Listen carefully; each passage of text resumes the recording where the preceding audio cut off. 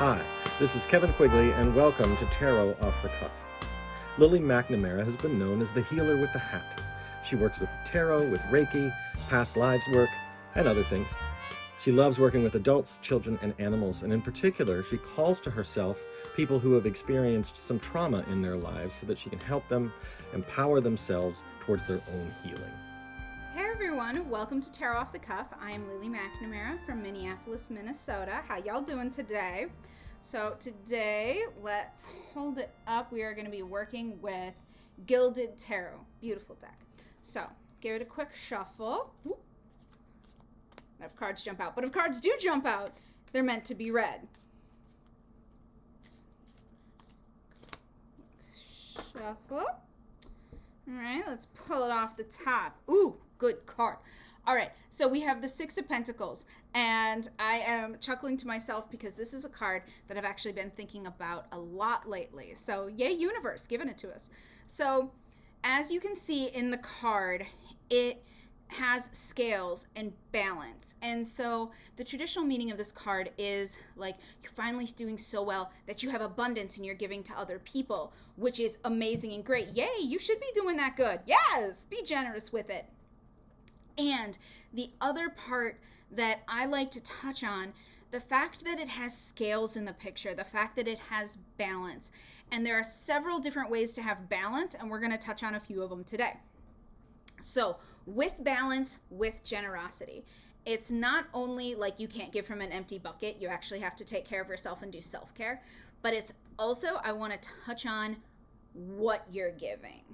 And that is a really hard one for people to hear. So I suggest that you just keep an open mind, just relax, and have some gentle curiosity about what your strengths are and who you are as a person, and then also as a reader, and see how you feel about it. So the thing about giving and generosity is that it happens when your cup runneth over. It happens when you have more.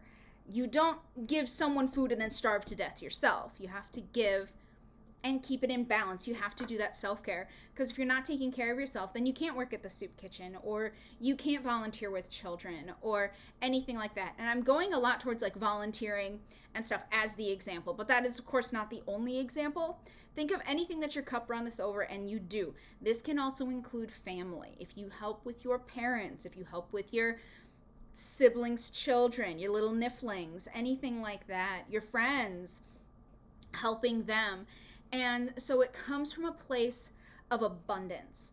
And you should be coming from a place from abundance and not scarcity when you do these things, so that it doesn't deplete you or leave you bitter and resentful, because no one wants to be that shrew when they grow old. But we all know someone like that. They are a good example of what not to do with the scales, that they just made them like that so that their ego could say they were better than other people. That is not what you want. You do not want the shrew to happen to you. So steer clear of that and actually take care of yourself. Make sure constant balance, constantly taking care of yourself, because you are important. You need to be the most important person to you. And what I mean by that, even with, and maybe even especially with being a reader, is if you are coming from a place of, I hate everyone, I just want to die, I need to curl up with like a bag of Cheetos and bear, you're not going to be giving the best reading you can to that client. You're not doing yourself any services. You're not doing a service for your client. So you have to be able to take care of yourself for so many reasons, including that one. As a reader, you always want to leave your baggage at the door when doing a reading. Again, balance. So the next thing that I want to talk about is the uncomfortable bit. I feel like there should be ominous music playing right now, because the thing is that I don't really see it as a bad thing, but a lot of people do. And the reason they do is because they have so many misconceptions about what culture, society, family, friends, TV has put on them of what generosity should look like, what cup runneth over should look like, and what counts and what doesn't. And so a lot of people, sadly in this day and age, what counts is money and time. And those are two really good examples of what you can give. So if you have the money, please donate to your favorite charity. Absolutely, cut that check. If you don't have money, it doesn't mean that what you're doing isn't valuable. You're just going to do it in a different way. If you have an abundance of time, then that's what you should be giving. My grandma, at the beginning of the pandemic, was over 90. She is old, and she had nothing to do. She was miserable and old, and no one could go near her because she was old. And you want to know what she did? She made rag rugs for dogs, because that is a talent that she had. She could do it. She had the materials. And so I think she made like 15 or something. Just giant mats for adopted dogs so that they could all have something of their own when they got adopted. It was super cute. She gave something that she could give and that she knew how to do. And so it was also gratifying for her, but then also giving something. So there was never any really depletion going on. Again, balance. So with that, a lot of people think, oh, the only way that I can give is money. But you're poor, and so you're giving money, but then you're in dire straits and you didn't make rent, and now you're in kind of a sticky wicket. That's not what you want. When you're giving, give the resources that you have, not the resources that someone else said you should give, or the resources that feel unethical to you. So another example is that when I was beginning as a healer, I was told that it might be a good idea if I donated my time to a nonprofit who helps homeless and low-income families get the healthcare that they need. And I did that for about a year, and it was wonderful, and I got to do energy healing and Reiki on some amazing people. And then once I got older, it was, okay, this is now causing imbalance with my business and my career and myself. And so I had to stop giving because my scales were out of balance. And I had to figure out a different place to give and be generous. That means that it can change throughout your life, what you're giving, what you're doing. And that is okay. Play to your strengths. Now, as I'm sure many of you know, I hang out with kids. I do kids programming for a nonprofit, and it is wonderful and amazing, and they love me and I love them. And so that's, again, it's not depleting anybody. There is constant balance. It is wonderful. But if I were to have continued giving to that other nonprofit, I would have felt very depleted and not good about myself. And that's not a place you want to come from with the Six of Pentacles, with generosity, with giving of yourself. So make sure you give from a place that you have the resources to give. If you have no time, do not donate time. If you are a single mother of 3 with 4 jobs and a dog, you are not going to take 5 hours a week to donate time. You shouldn't. You should sleep. You should take care of yourself. Do that self-care. But if you have the time, donate time. If you have resources, money, donate money. And so that kind of generosity, that cup runneth over. And so this is kind of just to remind you that there are many different ways to give.